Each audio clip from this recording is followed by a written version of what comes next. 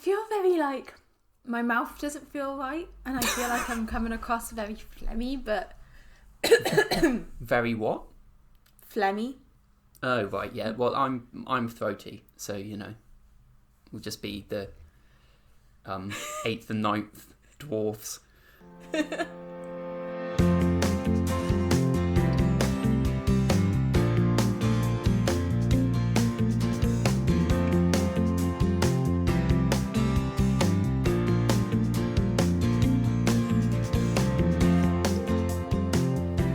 And welcome to Nostalgia's Perspective, a podcast where two friends look back on the media which has influenced us. I'm Georgia. I'm Jay, and this week we're talking about my pick for a TV show, which was Looking. I never know what to say other than Looking. It doesn't feel like enough. It doesn't feel clear enough. Last time I said HBO's Looking, which is kind of how it's branded sometimes. Well, you only have to look at that show once to know that it's a HBO show. What do you mean by that? It's a typical HBO show. It's a short series. It's got all the colour gradients of a HBO show. Yeah. And it has a lot of, and I'm not bashing the show, but it has a lot of pausing while people kind of just breathe. That's a common HBO thing. Yeah, it has. I think it's a thing that's more widespread now, because I'd say it's also a Netflix thing. If you told me this was a Netflix show, I'd probably believe you. Yeah, it doesn't have the same It doesn't have the same flashiness of a Netflix show. A Netflix show they really like to kind of pull in some external shots and all of that. It definitely feels like a HBO show to me. Yeah, HBO I guess is more grounded. More close-ups. Didn't realise I knew so much about how HBO edited and filmed things, but this feels like one of those things where you don't have an opinion until suddenly you're talking about it, and then you have really strong opinions. Yeah, definitely. Yeah. But anyway, we're like a minute in and we're tangenting. So we're going to do something different this time, and as it's my thing for the episode, I was going to have you do a synopsis of it. Mm-hmm. So Makes sense. You want to start us with that? Yes. Okay. Synopsis. Here we go. Three gay guys living in San Francisco. Patrick, Agustín, and Dom. And it is about the three of them looking for relationships and love, sex, a mixture of the two. And the three plot lines generally don't intermix too much, except for the fact that they're friends and they'll go to events. But it's essentially about them trying to make their way in the world as gay guys. And that's pretty much it. Yeah. That's the setup, isn't it? Yeah, I think that sums it up pretty nicely. That's the conceit. Yeah. Which maybe this is the point to say we're talking only about season 1. Mm-hmm. So you watched season 1 for the podcast. There were 2 seasons and then they got cancelled, but they were given the chance to do what they called the movie. It's Looking the Movie, but it's basically just like a feature length hour and a half episode to kind of wrap it all up, which was unfortunate, but ran for 2 good seasons. But yeah, we'll be talking about exclusively season 1, and I'll probably mention season 2, but not really a lot, because I don't want to spoil anything. Yeah, fair enough. Yeah. So, why did you pick this show? So I first watched it end of first year of uni for us, and this was a time when... So I've mentioned on the podcast, I've mentioned on a couple of episodes already that I'm gay, and it was at this time that I had been out for about coming up a year, and so I'd lived first year of uni. It was a good year. I enjoyed myself well enough, but I still don't think I'd properly come to terms with being gay and being out. So, firstly, I came out as bi the previous summer, and it was probably about June that I started watching this. I came out as bi the previous summer, and only realised that I was gay like spring. And so I was still fairly uncertain about, not uncertain in terms of like uncertain sexuality-wise in a way, but more still figuring out what it meant to be out in a way, and how I wanted to be out, if that makes sense. Because it's a thing when you come out that you come out and you almost want to go head on full force into being gay at that point then, because you've not been able to. Yeah. And so I'll pull it into the show here because I'm kind of going off a little bit. But this show is almost a perfect like example of this is what you have in your mind, or certainly what I did, and I think what a lot of gay guys do when they come out. This is what you have in your mind is like, this is what it is to be gay. Like, this is like the gay fantasy almost of like living in San Francisco with your gay friends and like going out to clubs and hooking up with guys and all of that stuff and being like fully out as you can be.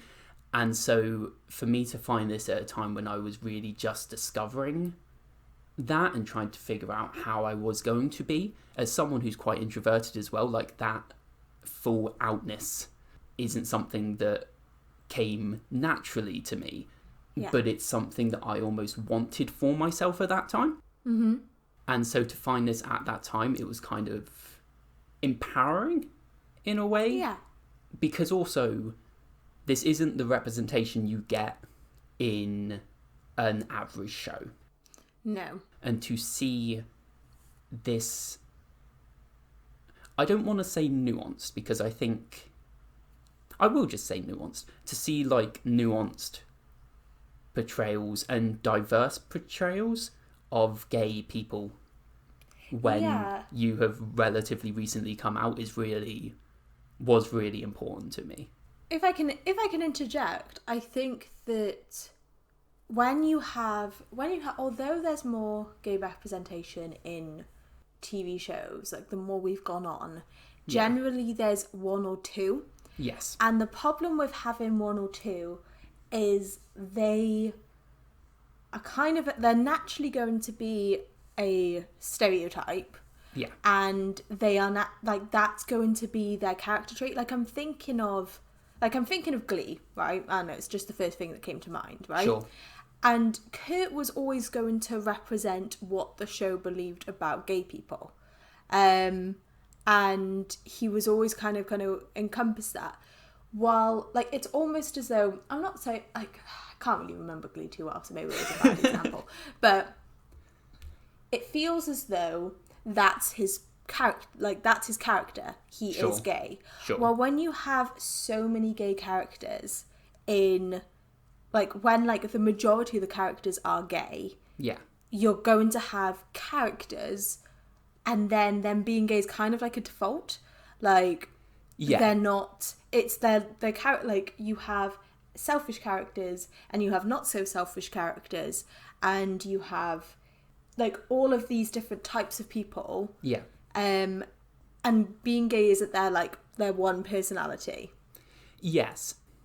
I think it's partly that. I think because in some of the storylines it is just about them being them, but then it also is about gay problems a lot of the time. I don't want to say gay problems because that just sounds a bit ridiculous, but the struggles that you're going to come across as a gay person. Yes, or that you might, in that they aren't just stereotypes, they aren't one note, and there is diversity to them. And they're, like you say, because there's so many gay characters, it's almost the default. But it also isn't nothing. It's not like... It's not as though they live in a fantasy world in which being gay doesn't have any effect on their lives, or how people view them, or how their family see them. Yes, like, being gay still matters. Yeah. Yeah, and I think there's something to be said about this is a show about gay men, written by gay men. And so I think for me personally as well, not only is it a show about gay men, written by gay men, it's a show written by gay, white, cis men. Yeah. And so I think for me personally, that makes that representation as strong as it can be, and that is the representation that I personally needed. Yeah. I think things have been said and can be said about this show with regards to diversity not being the greatest that it could be. But I think what it does well. And I think, it was the perfect show for me. So did we want to start talking about Patrick then? We'll start with the main character. Yeah. I liked Patrick. He was definitely the character that I kind of cringed at the most because I understood him, but there were so many moments where I was like, oh my god, just shut up, just shut up, just shut up, just shut up, shut up. Yeah. Yeah. He's certainly a flawed protagonist. Yeah. And he's definitely one of those people that are well-meaning. Yes. But definitely make mistakes. Yeah. I felt so bad for Richie. That was the thing. I liked Richie so much. Yeah. And like episode 5, the one that was just the two of them, I think was my favourite episode. Yeah. Yeah. And I was so disappointed in... I even understood why he was stressed when he was taking Richie to the wedding. Yeah. And he got really flustered because I find things like introducing people to my family, whatever, quite stressful. Like, I could see myself, if I was in his situation, getting very stressed. And, like, from what we heard about his family, I can understand why he was getting so stressed. Yeah. But I was just then so disappointed in him when he then slept with Kevin. Yeah. And the problem was that Kevin, he wasn't even in the show that much, so I couldn't quite see what the appeal to Kevin was. Right. You know? Yeah. It's just one of those things where you're never going to watch a show and fully agree with what a protagonist does, otherwise there'd be no conflict. Sure. But when that happened, I was just like, oh, dude, like, why? Yeah. I think that is the thing that's very, or that speaks to something that's very central to Patrick's story throughout the show, is he likes Richie, but he knows that his mum does and would like Kevin. Yeah. And so it's Kevin is who he almost feels he should be with, which is a weird thing to say considering he's his boss and he has a boyfriend. But he is the type of guy that he knows his mum would be fine with. He knows it's kind of like what would be expected of him, because like from his friends as well, it's what they'd expect from him. It's who he feels he should be with, I think. And Richie doesn't fit who he expected to be with, or expected to fall for, I guess. Which is interesting. Yeah, Patrick, he encompassed a lot of the, like, you can tell he has like a lot of like white privilege. And there were definitely moments where I was like, oh, this is so cringy, in terms of him clearly trying not to be that sort of white person and then ending up being that sort of white person. Yeah, I think it's a really interesting white perspective on issues of race, if that makes sense. Yeah. Because it's difficult talking around these topics, I guess. being white, both of us as well. It's also difficult because we're not American, and so Yes. as much as there are similarities between Britain and the United States, there is also massive differences, I think, in terms of racial issues and the culture. And, you know, we definitely have our problems here, and we definitely have, you know, racism and our own form of like white privilege and things like that. But it's very different to how to America. Yes. And I think it's very... No, you go. Especially when it comes to things like Latino men, because as a general rule of thumb, like we have a very small Hispanic population. It's something that it's kind of shaming to say almost, but it's a thing that I hadn't even fully reckoned with until I was thinking about talking about this show and about that storyline, that if this were to be made in Britain with the same stories, and like you say, it wouldn't work because it's a completely different dynamic. Yeah. But you would almost... We don't have a Latino population. We don't really have a minority population that matches the... Especially in that part of the country, like the Latino community is massive, and so the... I don't really know what I'm trying to say, actually. What am I trying to say, Georgia? I think you're trying to express that because of the culture of California, as far as I can understand it, and I can understand it through visiting once and then watching through TV media and films. news. Yeah, exactly. Yeah. So, you know, but from what I can understand of it from a distance, is that the the Hispanic community in places like San Francisco is so large that it is completely realistic of the show to have so many Hispanic characters. And the way that America has its systemic racism, it's also completely realistic that characters like Patrick, who live in a city with great diversity, also show white privilege and racism. Yes.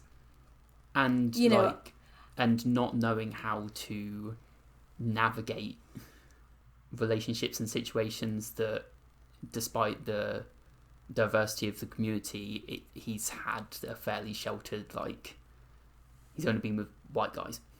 Yeah, like, exactly. But I think God, it's so difficult to talk around issues of race, especially at the moment. But it is interesting to see a good white perspective on it, from my perspective at least, talking about how he does things wrong and seeing how he does things wrong. And I think it's quite honest about him, about like the way he goes about it being entirely wrong. But you can see, as a white person watching it, how he does it wrong, if that makes sense. Like, you can recognize, oh, I could have done that. I could see myself making that mistake, and that's bad. Yeah. But I think, like you say, like, that's why you sympathize with Patrick, maybe, because the mistakes he makes, you can see yourself making. Yeah, and I think that's important, because I think that a lot of media has interracial, well, not a lot of media has interracial couples, but the media that has interracial couples can often it can try really hard to ensure that the white person in the relationship does everything perfectly. Yes. Yeah. And that's just unrealistic. Yeah. And it presents an idea to white people that, oh, as long as you are accepting of basic things, you know, basic then you are perfect. Yes. And I think that it's really important to show white protagonists with flaws, because you know, there is no white person that's going to be a perfect ally. Yeah. You know, we come from a historic background and we benefit constantly from being white. So we got to have characters that make mistakes, but we got to make sure that they show their mistakes and that the show presents them as mistakes. So that the white audience that are watching it can both see themselves in the character, cringe at what they are seeing, like the parts of themselves that they are seeing reflected back at them, and then learn from that, going, I don't want to make that same mistake, so I'm going to do things differently. Yeah, I think you've put that far better than I was trying to put it. Like, that is what I was trying to say, basically. Yeah. Like, it's important to have those representations where people can have interracial relationships or friendships or whatever, and there's no problem with it. Like, that is in a way important, but it also, like you say, doesn't actually reflect reality. It pretends that, like, oh, just don't think about it and it will be fine. Where that's not where people come into these things. Like, they come into it with all of their biases and prejudices, and in reality you have to navigate those things. Yeah. And I think that it would have been very easy for the writers to have made Patrick colourblind. Yeah. It would have been very easy to say, oh, you know, he just doesn't see race. Yeah. But it's important that people see race, because race is a thing, and it's a thing that affects minorities. Yeah. So it's important for him to acknowledge race while also showing Richie's side and showing how this has affected him. Yeah, and I think it's interesting because I think Patrick goes into it with the mindset of, I'm not going to see race. Yeah. And that's almost why it doesn't work, in a way, because he's not honest with himself about the fact that it does matter to him. Yeah. Because I think if he were honest with himself about that, it might be able to work.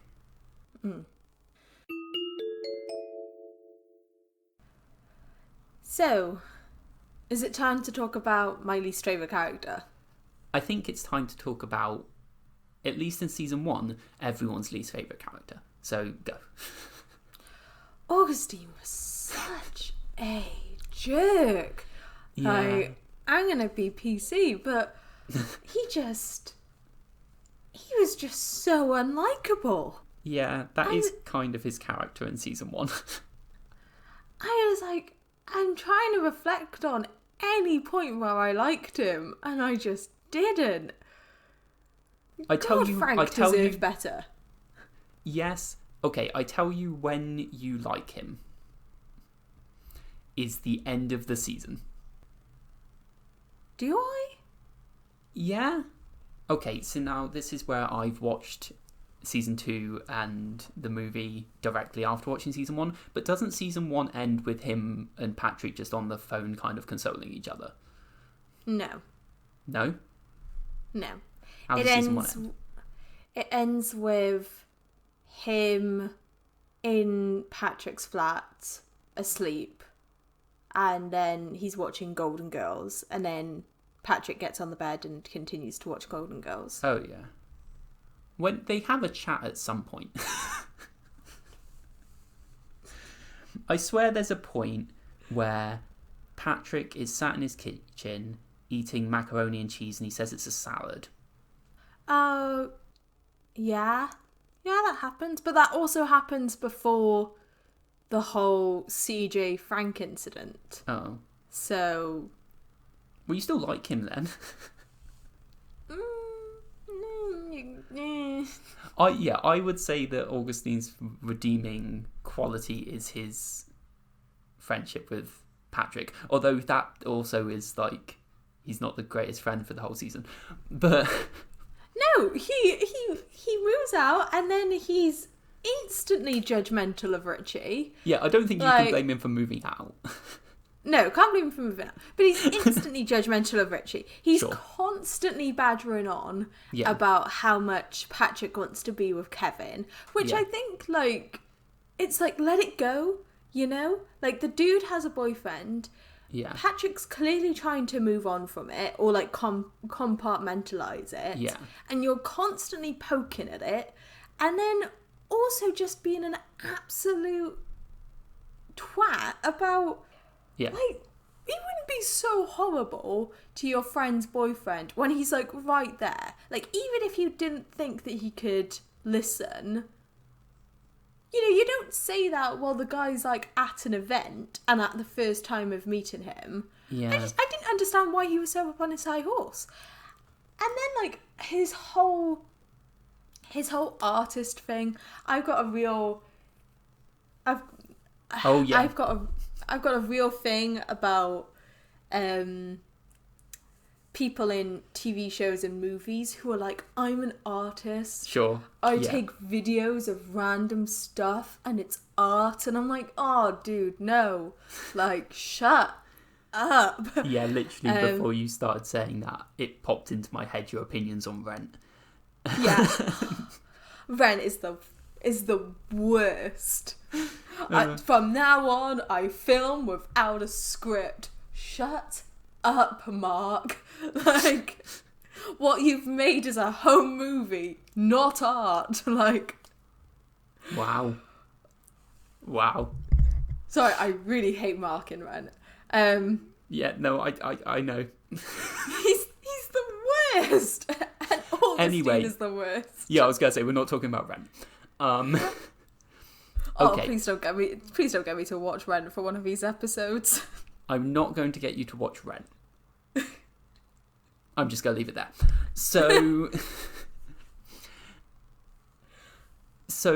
okay, I feel like it's my job to like defend Augustine because on the one hand, you are entirely correct.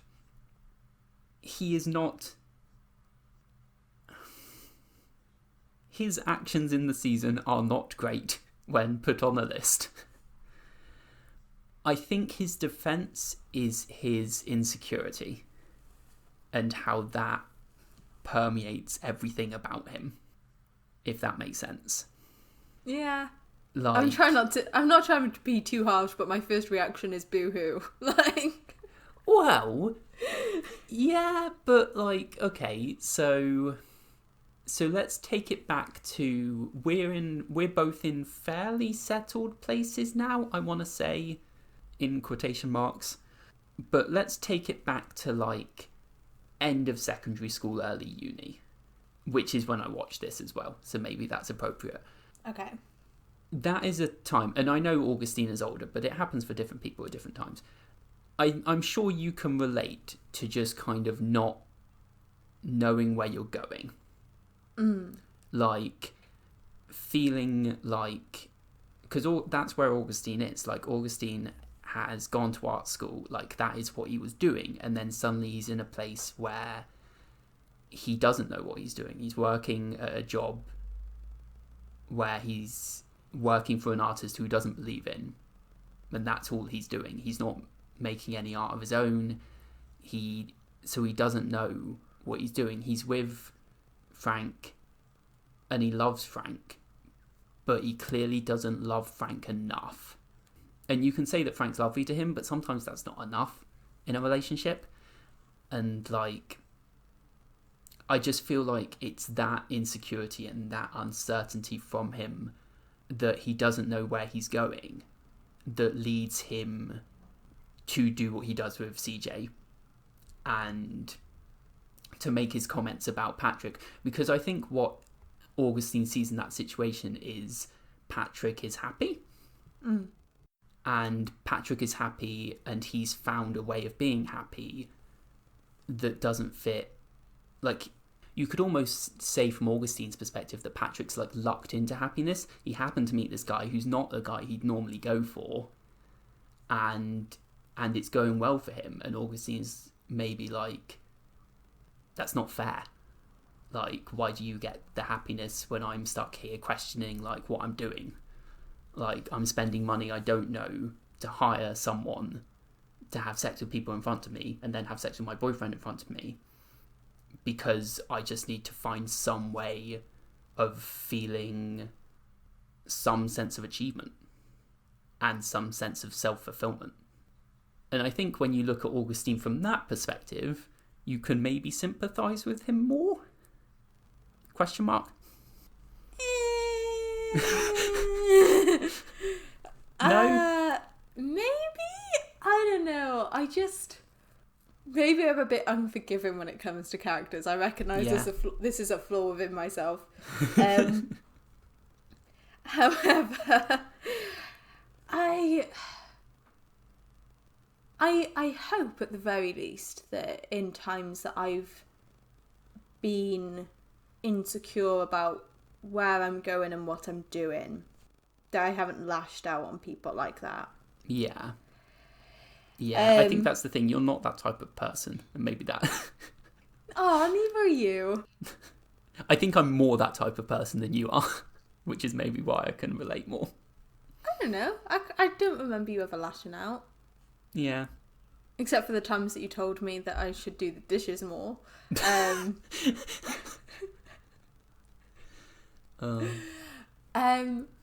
Yeah, I think, and this is actually a very similar issue that I had with Mark's plotline in Rent. Right. Is this whole idea of when you meet Augustine, he's working for an artist. Yeah. Is it his own art? No. But is he living in a city that's saturated with people who want something to do with their art degree? Like, yeah. Yes. And as much as he might not like, is it Stina? Stina her name? I have no idea what her name is. As much as he doesn't like that female artist's work. Yeah. It's a job, and it's a job in a field that is his field. Yeah. And I think, and Mark does a similar thing. He gets a well-paid media job, and he wants to do filmmaking, and he treats it like it's selling out. And I hate this whole idea that, you know, if to truly be an artist, you can't sell out. And it's like, well, actually, that's unrealistic. Yeah. You know? And a lot of people will kill for a job in their field. And so, is he realistic? Yes. Yeah. Yes. For somebody who was like a secondary protagonist, I don't know. There was no point where I felt that he was a good boyfriend or a good friend. No, he's definitely not. Well, no, he is a good friend at times. I'll put a question mark on that. Okay. And as for the whole CJ thing, it felt as though from the beginning that he was moving into Franklin's place, and he didn't present it as a good thing to begin with. Yeah. And he clearly wasn't happy with this idea of them being a stay at home, like be more chilled, like completely monogamous relationship. Yeah. And I think that if he'd kind of expressed that more, yeah, then if he'd expressed it, and like, okay, say from a writing standpoint, sure, if he'd expressed his insecurities more and he had expressed his desires more, and then that had been met by Franklin, again from a writing standpoint, and that had been met by Franklin by, no, I'm not doing that, and I'm not listening to you, and all of this. Yeah. Then I could have sympathised with his actions more. Yeah. But it felt as though he was a character who was almost putting hurdles on himself, and if he just... because he wasn't expressing his insecurities, it felt like he was going behind people's backs. Yeah, but I think that's the thing with insecurities sometimes, is sometimes you don't want to admit when you're feeling things that you're not proud of. Yeah. Can't argue with that. Yeah. I think that's the thing. I think for me, it comes down to the point you made of, is he realistic? Yes. Like, I can believe in him. And he also, like, I can understand every decision he makes. Whether I agree with it or not, I can understand his decisions. And I think that makes him redeemable to me. Because I think sometimes you'll get annoying characters in shows, and they're annoying because they're doing bad things and you don't understand why. And for me, I understand why Augustine does what he does. Your silence tells me that you don't necessarily.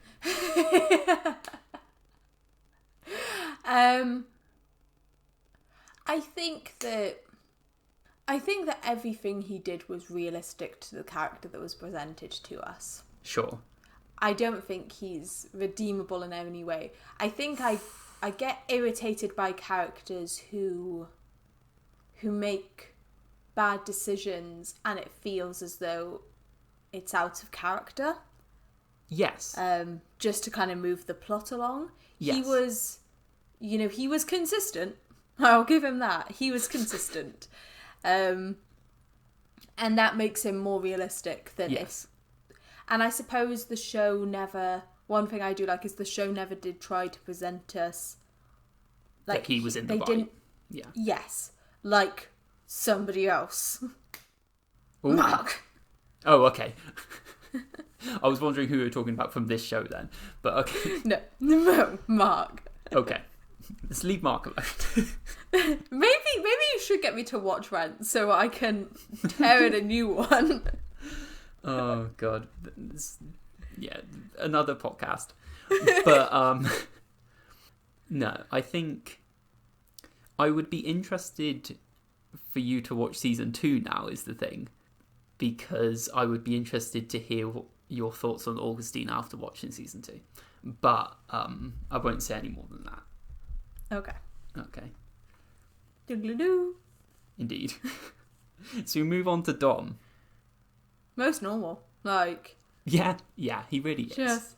He is. He's just a chilled bloke. What year did this show come out? I think it was 2013 the first season came out. 2013-14. Okay, I've got to Google something else then. Oh. Is Nandos popular in USA? It can't be. That is a thing that I had when watching the show for the first time. Every time they bring up peri peri chicken, and it's like, I've never heard of that. It's like, wow, this is America. It is very funny. It is just like, there'd be no Brit that wouldn't know what peri peri chicken is. Yeah, exactly. They wouldn't know that it's Portuguese chicken. No, I don't know if they would know it's Portuguese chicken. No, it's Nando's. No, that is very funny.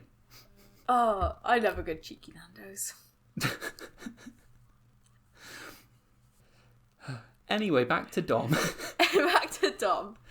And his dream of opening Nando's.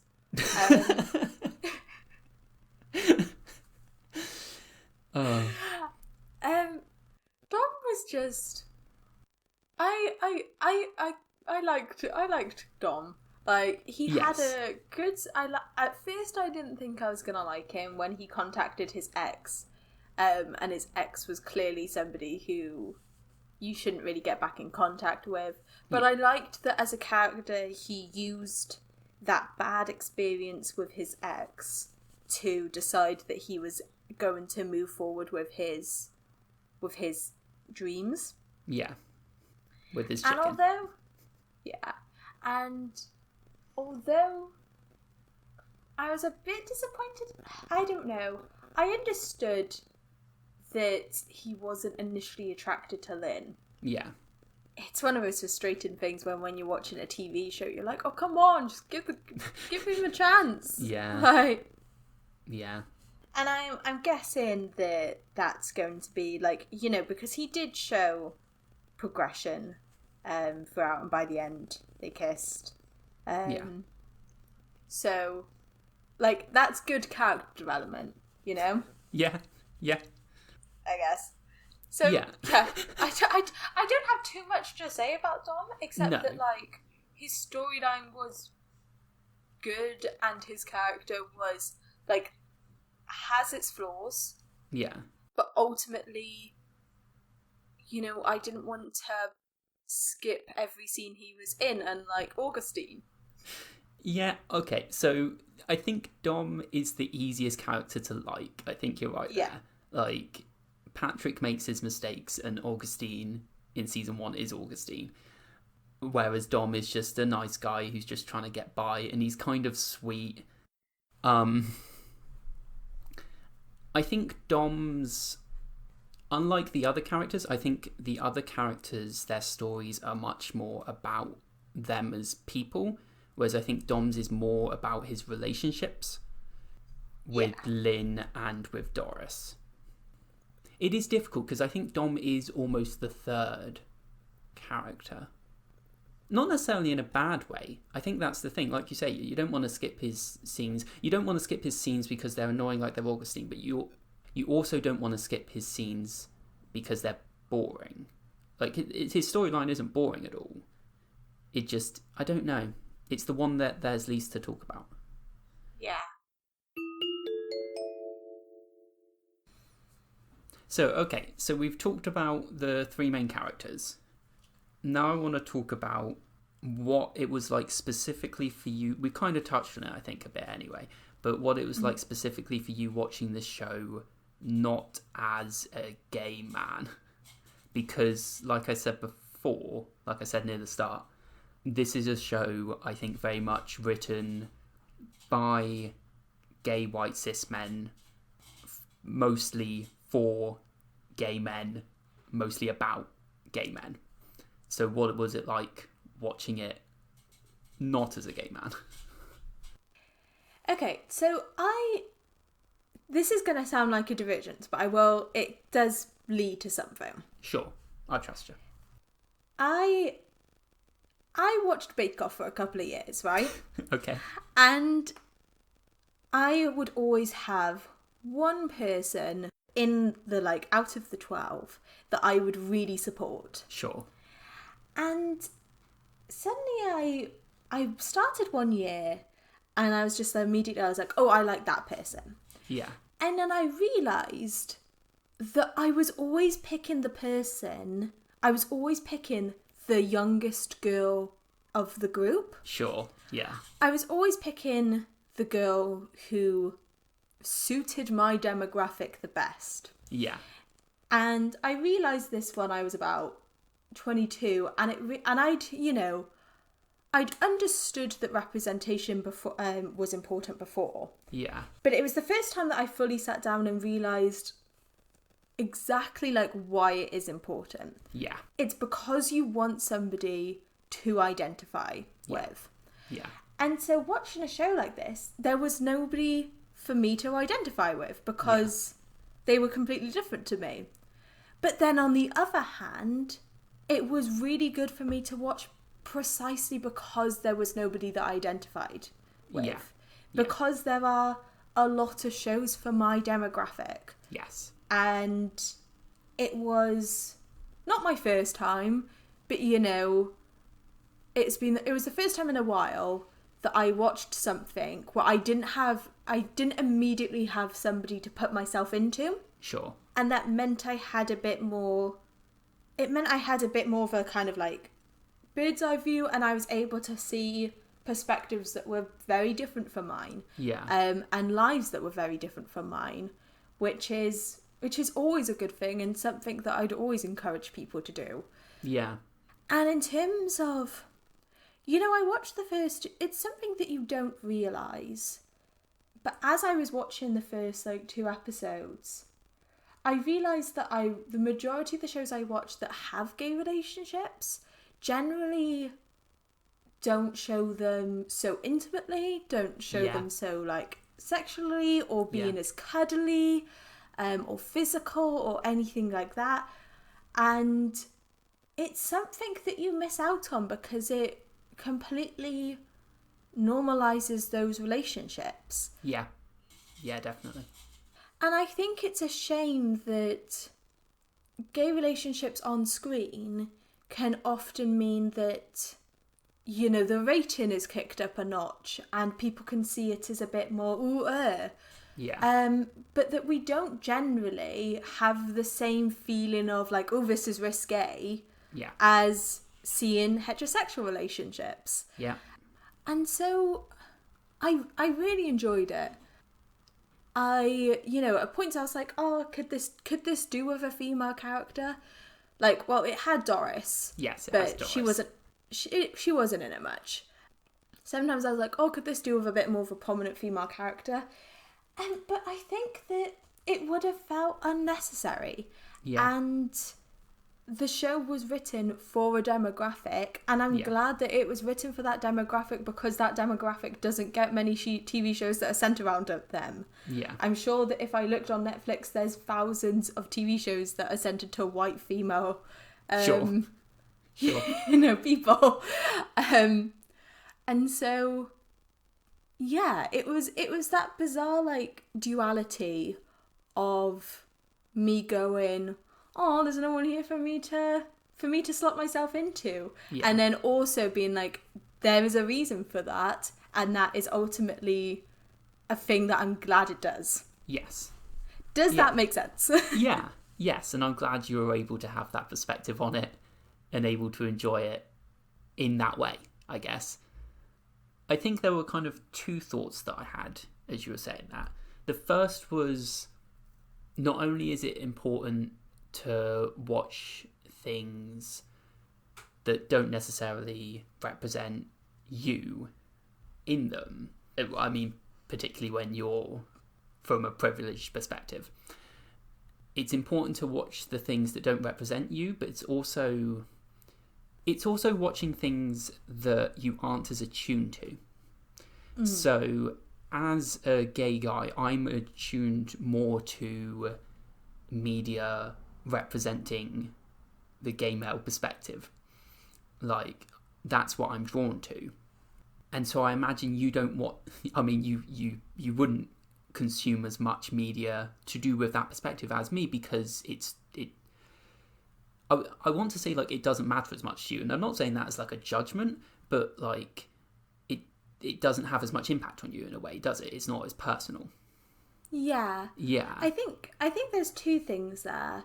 One is that, like it or not, we kind of live in an algorithm-based world. Sure. Yeah, that's true. In which I see advertisements based on what different internet algorithms thinks that I will enjoy. Yeah. Whether that's what Netflix recommends to me, whether that's the adverts that I see on YouTube, etc., etc.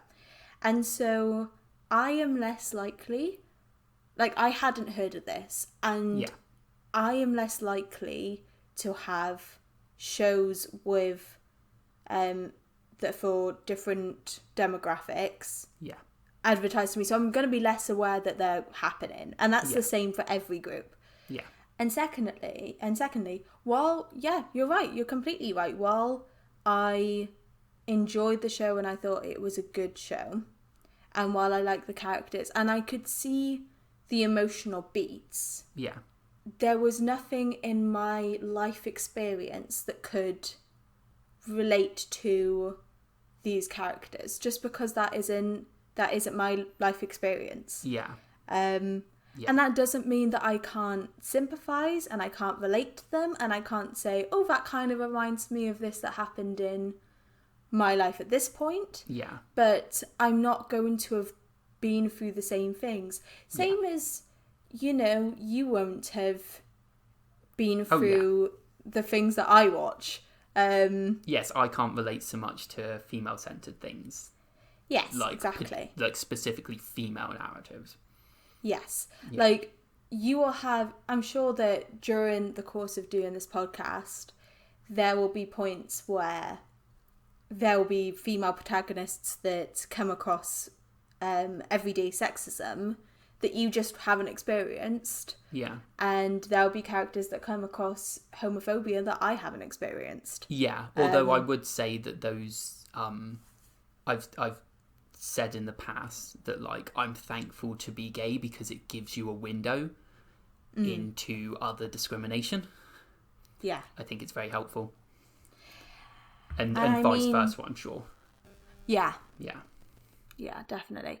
But I think it's also important to note that while I think that experiencing, and I can't vouch for experiencing racism, but I think that experiencing sexism or racism or homophobia does mean that you are hopefully more likely to be able to sympathise with the other group, but they are they're also completely different beasts, you know? Yes. Yeah. And I think that's ultimately at the core of why it's good to watch different shows. Even it's good to make an effort to watch different shows, because it's very easy to go, oh, well, I've experienced sexism, so therefore I know completely what it means to experience homophobia, and that's just not the case. Well, it's also... it's understanding that there is a way in without feeling like you can understand entirely, and without thinking that very much without thinking that they're the same thing, because it's the thing, like you say, like, we can't fully comprehend what it's like to deal with racism. Yeah. And it's a thought that I've had in the past that, like, I'm thankful to be gay so that I can have a window into different forms of discrimination, but also it's the thing of understanding the privilege that you do have. The thing about being gay, and the thing particularly, like, I'm not massively effeminate as well, that I'm not going to be instantly judged for it because a lot of people wouldn't know right away. Whereas that's a thing of racism and sexism, that it's a different beast because it's instantaneously, like, obvious, if that makes sense. Yeah.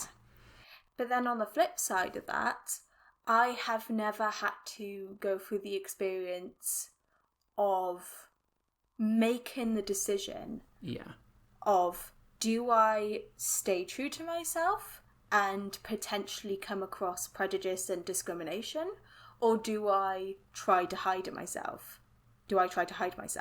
Which I think is a question that, you know, we can't underestimate. Oh yeah, that's definitely core to a gay experience in a lot of ways. It's why a lot of gay people, but I think particularly soon after coming to terms with their sexuality and soon after coming out in a way, it's the thing of, okay, do I go all in on it now? Or, like, well, it's what happens before you come out as well. It's, do I temper down femininity? Well, as a gay man, at least. Do I temper down femininity so I don't appear gay before you come out? And then it's once people know you're gay, it's, do I temper that down so they don't think I'm a stereotype? Like, that is definitely a big part of it. Yeah. So the other point I wanted to make about representation was, so again, I touched on it earlier about how the show is criticised sometimes, I think, for not having the most diverse perspectives, in a way, in that it is very focused on gay men. Like you say, there's one woman in it. There aren't any trans characters. No. Like, aren't any lesbians? No, they half introduced one in season 2, kind of half-heartedly, which, on the one hand, and this is kind of dicey territory, I think, here a little bit to talk about, but on the one hand, I think that criticism is fair and valid. On the other hand, I do think there is a tendency in liberal circles to be really hard on ourselves. Yeah. When it comes to things like representation. And I think that while it's not great that there isn't more representation in this show, it's still a show, like you said, that is representing an underrepresented group and doing a very good job of it. And I think that that should be celebrated more, and then we can have another show where... Well, that's the thing. I think because there are so few shows that do great, nuanced LGBT representation, when one comes along, then you want it to do everything, because there aren't others for the other parts of the community to go to see themselves represented well.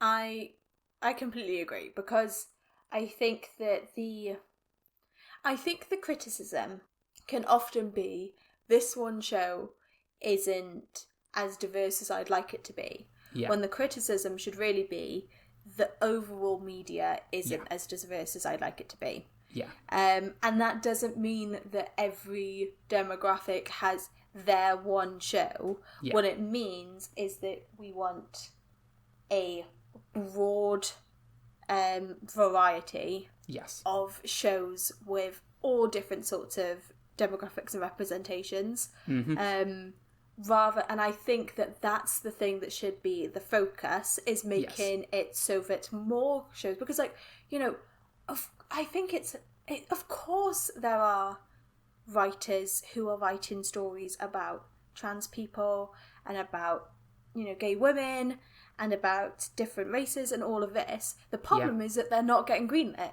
And so that's, I think, where the criticism should lie, is that more people deserve to have their shows put out so that they can reach an audience. Then this specific show didn't show every demographic I wanted it to show. Yes. Yeah, and I think, again, kind of maybe a controversial comment, but I think the writers of this show were gay men. Yeah. And so that is what they were able to do the best. We actually talked about this with Every Day as well. Yeah.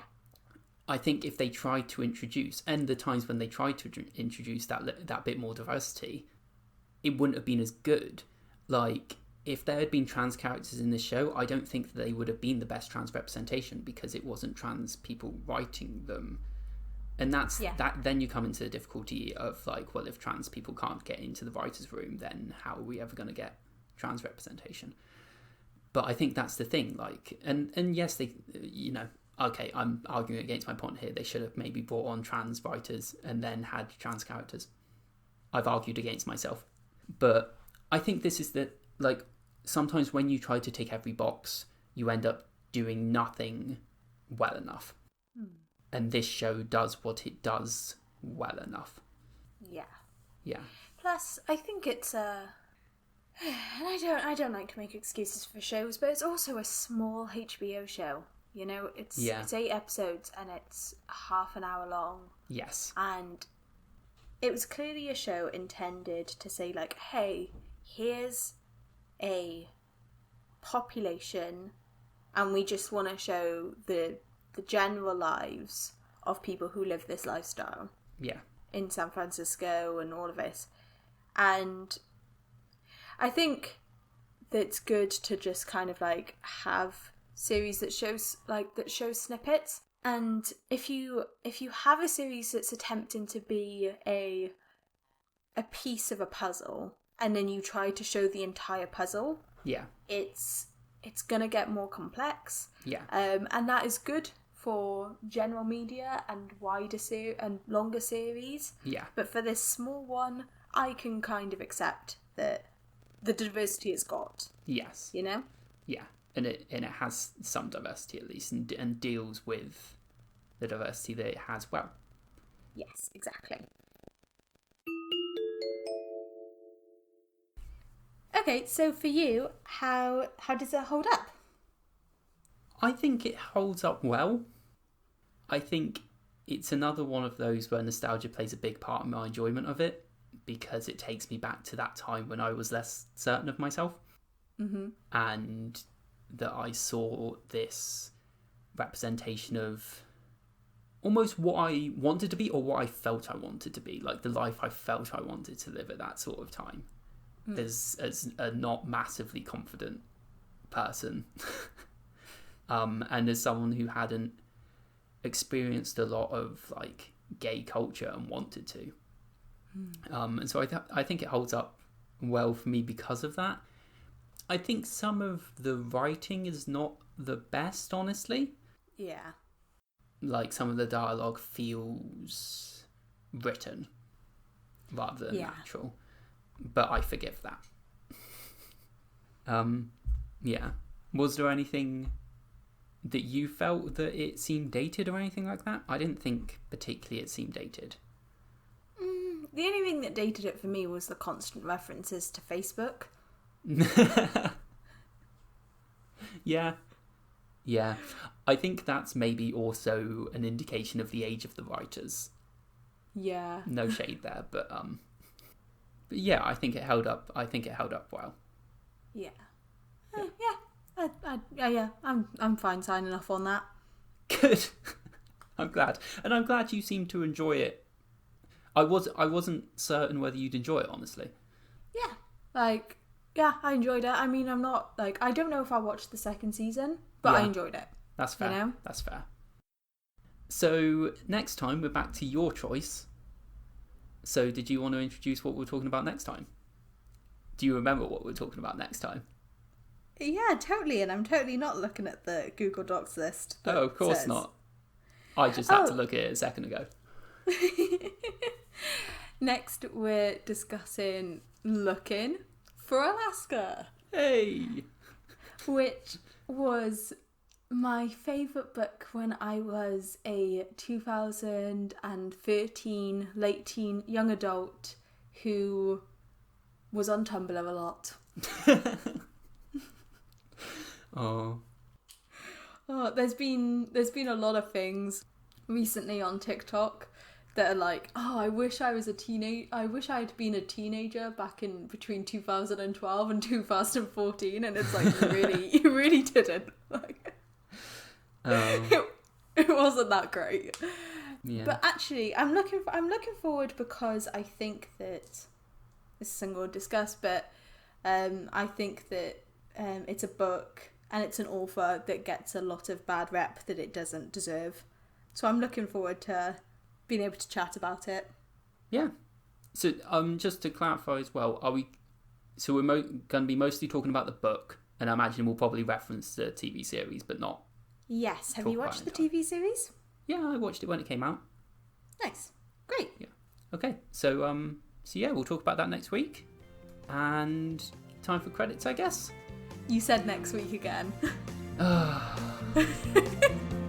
So, thank you for listening. The music at the beginning and end of the podcast is Cheer Up by Keys of Moon, and the additional effects are from zapsplat.com. If you want to get in contact with us, you can do so at our website, nostalgiasperspective.co.uk, email us at nostalgiasperspective@gmail.com, or if you're listening on YouTube, leave us a comment down below, and we will see you then. Hear you then. You'll hear us then. I got that. Auf Wiedersehen.